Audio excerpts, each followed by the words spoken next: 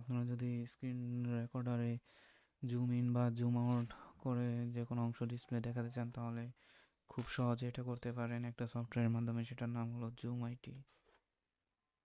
তো এই সফটওয়্যারটি ইনস্টল করার জন্য ব্রাউজারে যাবেন, ব্রাউজারে যাওয়ার পর জুম আইটি লিখে সার্চ দিবেন।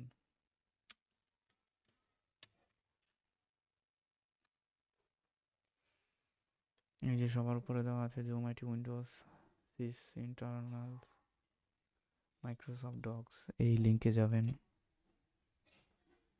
এই লিঙ্কে যাওয়ার পর এই যে ডাউনলোড জুম আইটি, এখানে ক্লিক করে ডাউনলোড করে নেবেন।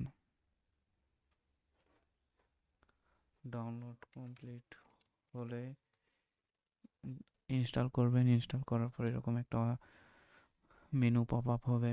এই মেনুতে এখানে ওকেতে ক্লিক করে দিবেন এবং zoom in zoom out already start হয়ে যাবে। আপনারা কিবোর্ডের কন্ট্রোল 4 প্রেস করবেন, মাউসটা একদম টপ কর্নার রেখে যদি ব্রাউজারে কোনো কিছু জুম ইন করে দেখাতে চান।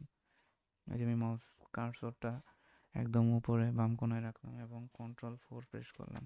ভিডিওটি আপনাদের হেল্পফুল হবে। যদি ভিডিওটি ভালো লাগে অবশ্যই ভিডিওটাতে লাইক দিবেন, কমেন্ট করবেন এবং বন্ধুদের সাথে শেয়ার করবেন। ধন্যবাদ সবাইকে।